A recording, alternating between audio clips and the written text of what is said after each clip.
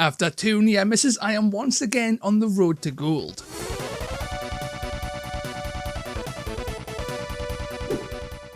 Welcome to War Games and Toast, all of you lovely people. It's me. It's Toast. How are you doing today? Over the course of this last year, I've been fairly active when it comes to events, attending a grand total of 5. During this time frame, I have been fairly successful, hitting the top 10% of players every single time and hitting podium twice, coming second and third, with that second place being a 4-0 result and being pipped at the post at the last second in tiebreakers by patron, friend and RBF master Andy Morris. With 2025 on the horizon and a brand new Warcry event being announced at Warhammer World, I thought it was time to get back on the grind path and start repping, and to a degree letting you guys have a sneak peek at my preparation process as I go week by week on how I'm improving my lists and my playstyle, and how I'm going to take gold when I eventually reach the Tangled Gnarlwood in February. Now, there are some pretty darn good players attending in February, so gold might be a little bit too high, but that's my goal. I'm striving for gold, and hopefully, once everything's done and dusted, I will have my trophy, and I'll have my first place Warcry event. Fingers crossed. But before we get onto the nitty gritty of this video, it's time for a little bit of shilling. I am shocked. Shocked. Well, not that shocked. Please consider leaving a like, a comment and subscribing, as that helps me fight against that dastardly YouTube algorithmic demon. And if you want to help in a more tangible way, then please consider signing up to my Patreon or my YouTube members, or using my Element Games affiliate link down below when buying some new Warcry gubbins. A huge shout out to my patrons and members who you can find on screen now. Badoosh. But with all of that out of the way, it's time to get on with the show. And now for something completely different. So in this first episode, I'm going to break down what the event really is, before then going into what I am currently planning on bringing, my current list, and then go over some of the games I've had in the past week or so, and break down what I've learned and what I'm going to change in my list, before ending the video and coming back next week with fresh results and fresh changes to the list and fresh changes to my playstyle and what I've learned and all that good stuff. It should be a fun time. So the event is at Warhammer World, is the Tangled Gnarlwood. It's on the 17th of February in 2025 on a Friday of all things. There are 4 games. It's fixed blessings, battle traits are enabled, monsters are allowed, and in terms of terrain, because the US meta is a little bit lighter on terrain compared to the Warhammer World meta, we expect to see somewhere between a box and a half of your standard terrain set to 2 full boxes of terrain. The Warhammer World terrain, density is incredibly high. So high that monsters, despite being allowed, will really struggle to get around, as will cavalry pieces. So keep the terrain in mind. It might not seem like a big deal, but the Warhammer terrain density is incredibly high, and it will impact your play in all kinds of unusual and unexpected ways. Now, despite being on a Friday, this event sold out in under 5 minutes. All the tickets were sold.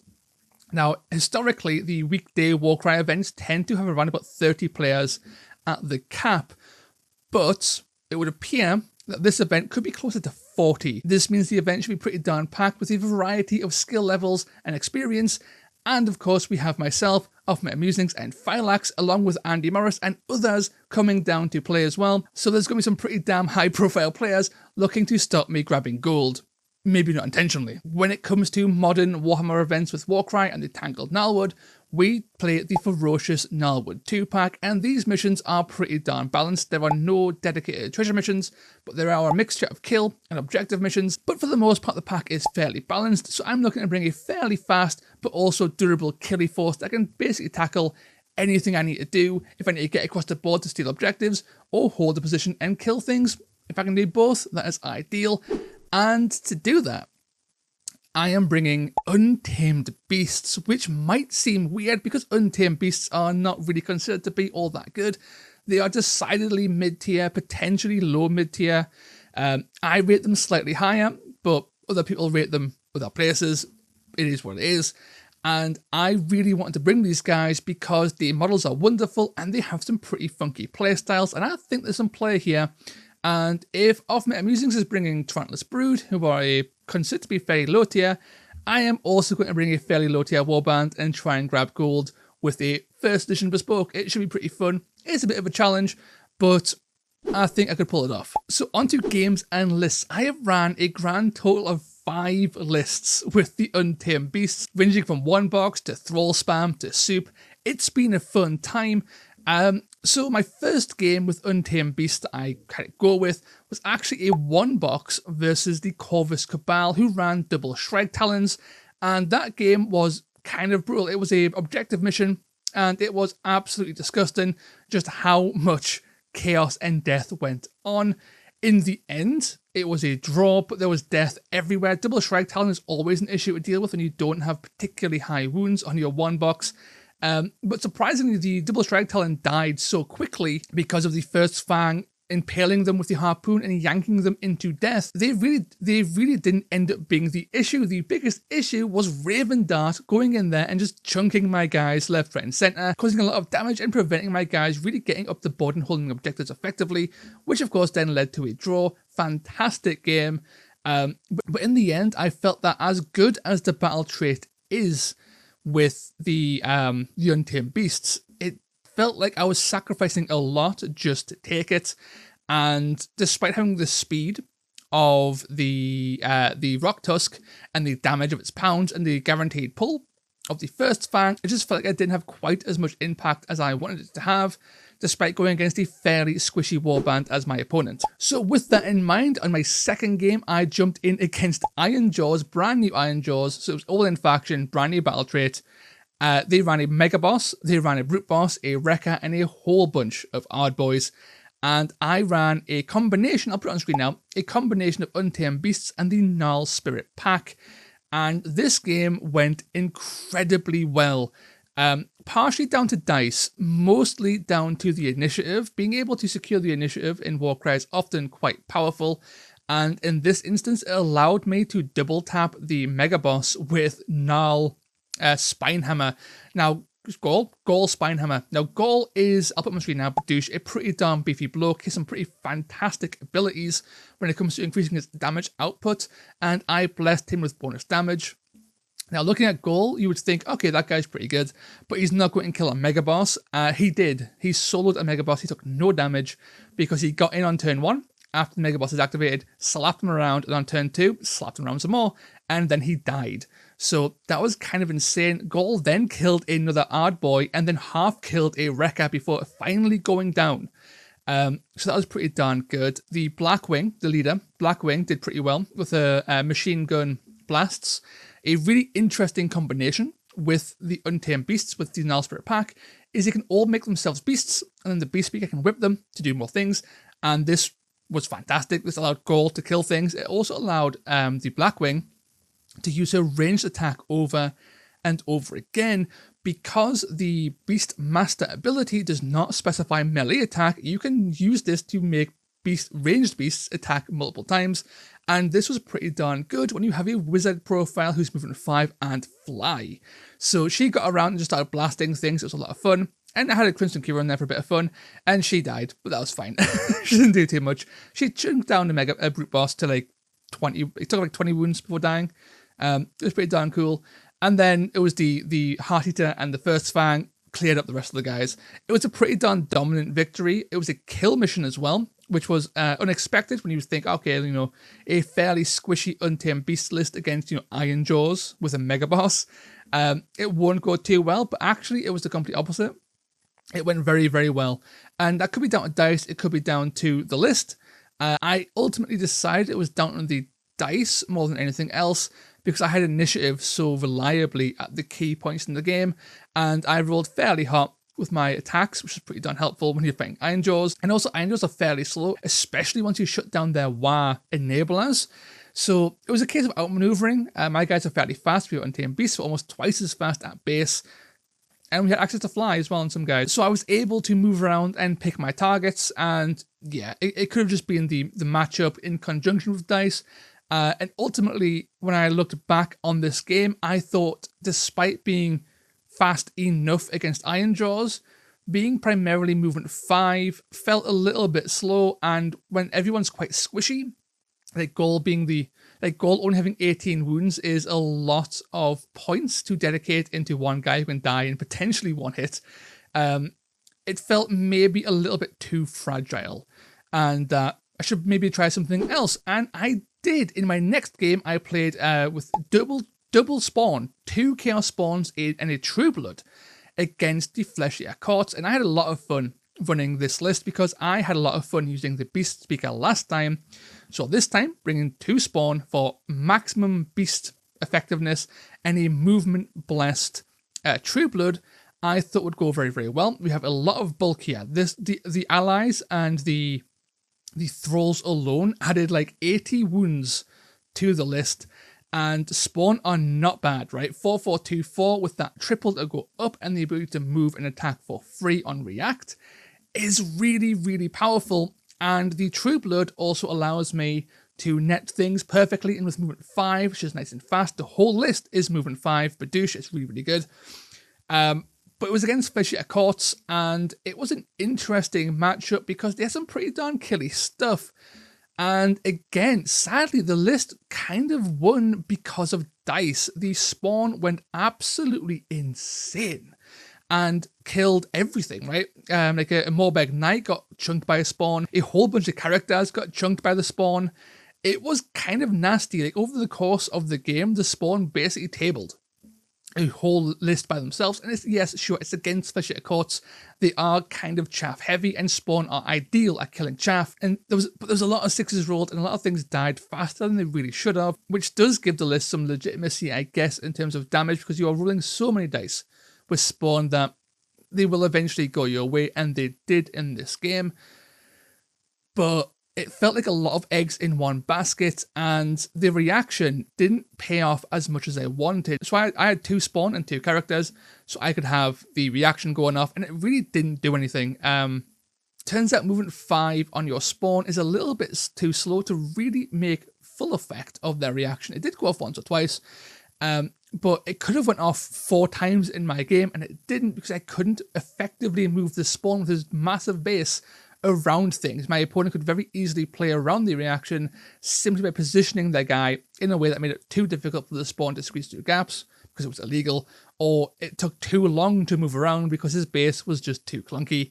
And that was a consistent issue that really held the list back. So because of the clunkiness of that reaction, in the next game, I was against Rob, Girth Demon, fellow Wild Dice host Girth Demon, and I changed the list up a little bit. So in the last list, I didn't have a first fang because I didn't really think I needed the pull, and this felt wrong during the game. So I had the pulls available in the games prior to the double spawn, and I brought him back with this single spawn list, still packing the True Blood. And this was against the Hrothgorn Morgok list with Shank, and this is a pretty funky list. It was fairly light in terms of Rob's usual list, but that was by design, and it was close. I lost this game, but it was fairly close. It came down less to the list being bad and more me making a activation ordering issue where I allowed my spawn to get netted, and that basically allowed Rob to hold objectives that would have been not held had I moved the spawn even a single activation earlier. So that was a learning lesson there, is that despite having a fairly strong list and I was in a pretty good position to kill off all of his chaff and then hold objectives, if you don't play effectively and you don't do your ordering correctly and you forget that he has a shank around the corner, then you have an issue. And the list, I think, played very well. It was very fun, especially against Hrothgorn, who is, of course, a menace when you have chaff, right? With Wound 8 chaff, Hrothgorn is having a field day shooting them all down.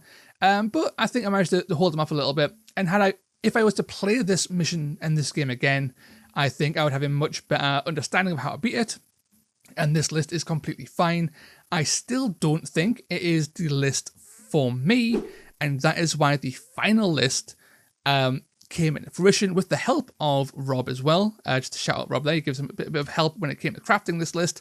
It is a Vexmore Thoricon Fang list. So we go with the Fang again. We completely drop that Beast Speaker. There's no more Beast synergies in this list. It is all about that yank and spank. And with Vexmore and the Thoricon and the first Fang, who's historically been very good, his damage output has been insane in all of the games I've had, because having 3 attack actions with a 2-5 strength 5 range attack with a pull, dude is really reliable. So I really like the first Fang. And having him work with Vexmore, who is surprisingly fast, right? With his double lithe and swift, he goes to movement 9 for a turn. That's really good. I've got the Blessing, the Thoricons in here. Thoricons are fantastic, right? Toughness 6, 28 wounds, 4/4 4.5, 2.4. So he's very close to a spawn in terms of his actual offensive output, but it's actually slightly higher. And you've also got the higher toughness to spam slightly lower wounds. And he's still moving 5, so he's still pretty darn swift. And he's got a really cool double to once per game escalate his damage to insane levels, and that's really fun. So that's the list, and the list worked beautifully. This was a league game against a double Huntmaster Sylvaneth list, packing Karneth, the Hornblower, and Galagan, the new buffed Sylvaneth with the 3/5 profile, right? And it was a pretty darn brutal game. It was a crushing victory in the end. I won 14-2 in the end.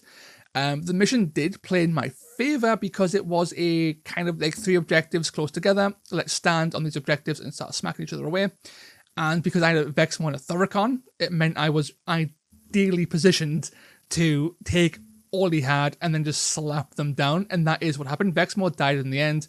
The Thoricon got pretty close to death, but by the end of the game, there was nothing left. There was one guy left on the Sylvaneth team, and I'd only lost 2 guys, one being Vexmore, I think, and one being the first Fang, who eventually got killed.